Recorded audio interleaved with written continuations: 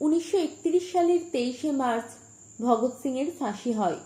ভগৎ সিং স্বাধীনতা সংগ্রামী, বিপ্লবী, কমিউনিস্ট, মার্ক্সবাদে দীক্ষিত এক 23 বছরের যুবককে ফাঁসি দিতে হলো কেন? আসুন ভগৎ সিং এর মৃত্যুদিনে আজ আমরা বরং এই প্রশ্নটার উত্তর খোঁজার চেষ্টা করি। ভগৎ সিং এর জীবনের প্রধান ঘটনাগুলি অনেক মানুষই জানেন। পাঞ্জাবের লয়ালপুর জেলার বাঙ্গা গ্রামে 1907 সালের 28শে সেপ্টেম্বর ভগৎ সিং জন্মগ্রহণ করেন। মাতার নাম বিদ্যাবতী, পিতা কিষেন সিং একজন বিপ্লবী। ছেলের জন্মের সময় পিতা কারাগারে। কাকা অজিত সিং এবং স্বর্ণ সিং দুজনেই বিপ্লবী। এই ধরনের একটি বিপ্লবী পরিবারে জন্মগ্রহণ করে ছোটবেলা থেকেই ভগৎ সিং বিপ্লবী পরিমণ্ডলে বড় হতে থাকে। গদর বিপ্লবীদের আন্দোলন তার মনে গভীর রেখাপাত করে। 1919 সালের 13ই এপ্রিল ঘটে জালিয়ানওয়ালাবাগের গণহত্যা। 11.5 বছরের বালক ভগৎ সিং ছুটে যায় অমৃতসরে অকুস্থলে, কুড়িয়ে আনে শহীদের রক্তসিক্ত মাটি। 1921 সালে দেশ যখন সাম্রাজ্যবাদ বিরোধী আন্দোলনে উত্তাল, তখন ভগৎ সিং লাহোরের কলেজ ছাত্র। এই কলেজেই যোগাযোগ হয় ভবিষ্যতের সহযোদ্ধা সুখদেব, ভগবতীচরণ ভোরা এবং যশপালের সঙ্গে। 1924 সালে যখন তার বয়স মাত্র 17 বছর, তখন ভগৎ সিং বাড়ির প্রস্তাবিত বিয়ে প্রত্যাখ্যান করে কানপুরে চলে যান এবং আনুষ্ঠানিকভাবে যুক্ত হন হিন্দুস্তান রিপাবলিকান অ্যাসোসিয়েশনের সাথে। সেখানে রাজনীতির গুরু হিসাবে পেলেন বিপ্লবী শচীন্দ্রনাথ সান্যালকে, যিনি একদা ছিলেন মানবেন্দ্রনাথ রায় ও রাসবিহারী বসুর ঘনিষ্ঠ সহযোগী। এরপর মাত্র 6 বছর তিনি বেঁচে ছিলেন। এই 6 বছরে ভগৎ সিং এর জীবনটা কেমন ছিল একটু দেখে নিই।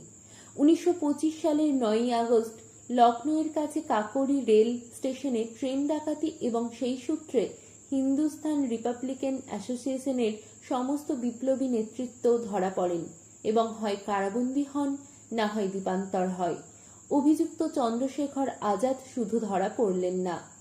1926 সালের মার্চ মাসে ভগৎ সিং আবার তার বন্ধুদের নিয়ে এবং প্রবীণ বিপ্লবীদের নিয়ে লাহোরে গঠন করলেন নতুন জঙ্গি যুব সংগঠন নওজোয়ান ভারত সভা। এই সংগঠন দ্রুত প্রসার লাভ করতে থাকে। এই সময়কালে যখন বরিষ্ঠ নেতাদের মৃত্যুদণ্ড বা দীর্ঘমেয়াদী কারাদণ্ড হয়ে গেছে, তখন সংগঠনের দায়িত্ব এসে পড়ল ভগৎ সিং ও তার সমবয়সী বিপ্লবীদের উপর। এই দায়িত্ব উপযুক্তভাবে সামলানোর জন্য ভগৎ সিং বিভিন্ন গ্রন্থ পাঠের প্রয়োজনীয়তা অনুভব করলেন। এই পর্যায়ে ভগৎ সিং এর পূর্ববর্তী বিশ্বাস ও মতের লক্ষণীয় রূপান্তর ঘটল। এই সময়কালে তিনি অধ্যয়ন করলেন বিশ্ব বিপ্লবের বিভিন্ন আদর্শ নিয়ে, পড়লেন নৈরাজ্যবাদী নেতা বাকুনিনের লেখা, কমিউনিজমের জনক মার্ক্সের লেখা, লেনিন এবং ট্রটস্কির লেখা।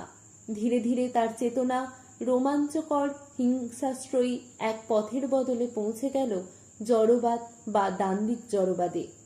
1926 থেকে 1928 এই 3 বছরে ভগৎ সিং নিজেকে বদলাচ্ছিলেন।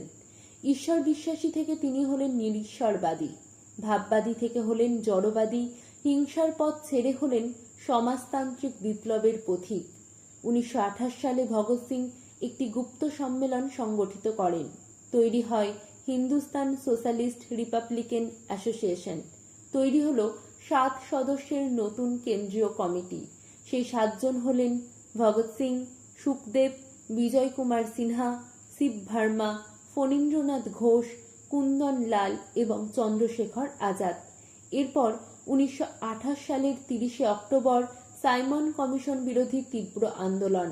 17ই নভেম্বর পুলিশের আঘাতে আহত লালা লাজপত রায়ের মৃত্যু হল। 1928 সালের 17ই ডিসেম্বর লাজপত রায়ের মৃত্যুর জন্য দায়ী সুপারিনটেন্ডেন্ট স্কটকে গুলি করে হত্যা করতে গিয়ে ভ্রমবশত জেপি স্যান্ডার্স মারা গেল। 1929 সালে ধরা পড়ে গেলেন ভগৎ সিং ও বটুকেশ্বর দত্ত। 1928 থেকে 29 সালে মুজাফফর আহমেদ সহ 30 জন কমিউনিস্ট নেতাকে গ্রেপ্তার করে মিরাট জেলে বন্দী করা হয়। এই মামলা মিরাট ষড়যন্ত্র মামলা বলে খ্যাত। এই মামলা চলাকালীন 1929 সালের 4 এপ্রিল আইনসভা কক্ষে ছোড়া হলো 2টি বোমা এবং ছড়ানো হলো লিফলেট। ধ্বনি দিলেন ইনকিলাব জিন্দাবাদ। কাজটি করলেন ভগৎ সিং এবং বটুকেশ্বর দত্ত। উদ্দেশ্য ছিল শ্রমিক বিরোধী আইনের বিরুদ্ধে প্রতিবাদ মানুষের দৃষ্টি গোচর করা। তারা ধরা দিলেন এবং বিচারে যাবজ্জীবন হলো। এই পর্বে এই দুজনের বিরুদ্ধে যে মামলা হয় তা লাহোর ষড়যন্ত্র মামলা হিসেবে প্রসিদ্ধ। এই মামলায় ভগৎ সিং এবং তার সঙ্গীদের ফাঁসির সাজা দেওয়া হয়েছিল। চূড়ান্ত সেটা ভগৎ সিংরা বুঝেই গিয়েছিলেন। তাই ফাঁসির দিন পর্যন্ত সময়টা ভগৎ সিং কিভাবে কাটাবেন তা নিজেই ঠিক করে নেন। 1929 সালের 4 এপ্রিল থেকে 1931 সালের 23 মার্চ ভগৎ সিং প্রায় 2 বছর জেলে আবদ্ধ ছিলেন। ফাঁসির আদেশ শোনার পর ভগৎ সিং সাথীদের উদ্দেশ্যে লিখলেন, জীবিত ভগৎ সিং এর থেকে মৃত ভগৎ সিং ব্রিটিশ শাসকদের কাছে আরো বেশি বিপজ্জনক হবে। আমার ফাঁসির পর আমার বিপ্লবী আদর্শের সৌরভ আমাদের এই সুন্দর দেশের সর্বত্র ছড়িয়ে পড়বে। এই আদর্শ যুব সমাজকে উজ্জীবিত করবে এবং দেশের স্বাধীনতা ও মুক্তির জন্য উদ্বেল করে তুলবে এবং এর ফলে ব্রিটিশ সাম্রাজ্যবাদের পতন আরও ত্বরান্বিত হবে, এ আমার দৃঢ় বিশ্বাস। জেলে থাকাকালীন ভগৎ সিং এর সামনে 3টি লক্ষ্য ছিল। বিচারের প্রক্রিয়াটিকে প্রচারের কাজে ব্যবহার করা, যাতে বিপ্লবীদের আদর্শ ও বার্তা ছড়িয়ে পড়ে, জেলার অভ্যন্তরে প্রতিবাদ অনশন, ধর্মঘট ইত্যাদির মাধ্যমে ঔপনিবেশিক রাষ্ট্র ব্যবস্থার অমানবিক ও নৃশংস স্বরূপ উন্মোচিত করা, পরিশ্রমী ও নিষ্ঠাপূর্ণ পড়াশোনার মাধ্যমে নিজেকে মতাদর্শগতভাবে ও রাজনৈতিকভাবে উন্নত করে তোলা।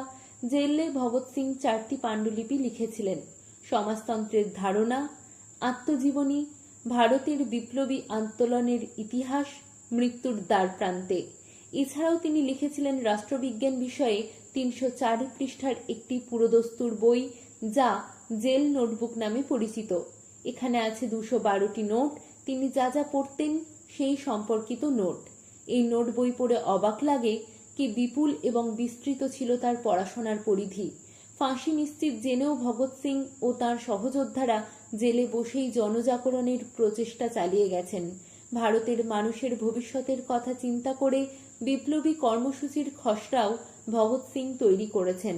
তারপর এদেশে অনেক বাঁক ও মোড়ের মধ্যে দিয়ে কমিউনিস্ট আন্দোলন অগ্রসর হয়েছে। কর্মসূচি নির্ণয়ের ক্ষেত্রে হয়েছে মতাদর্শগত দীর্ঘ সংগ্রাম। আজ পিছন ফিরে তাকালে হয়তো আজকের বিচারে ভগৎ সিং প্রস্তাবিত বিপ্লবী কর্মসূচির মধ্যে অনেক অসম্পূর্ণতা, অপরিপক্কতার ছাপ পাওয়া যাবে। কিন্তু ভুলে গেলে চলবে না, তখন তার বয়স মাত্র 23.5 বছর।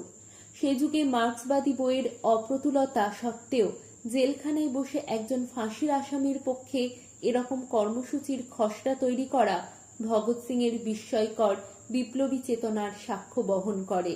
তাই আজ তাঁর আত্মবলিদান দিবসে আবার একবার তাঁর কথাতেই বলি, ইনকিলাব জিন্দাবাদ, বিপ্লব দীর্ঘজীবী হোক।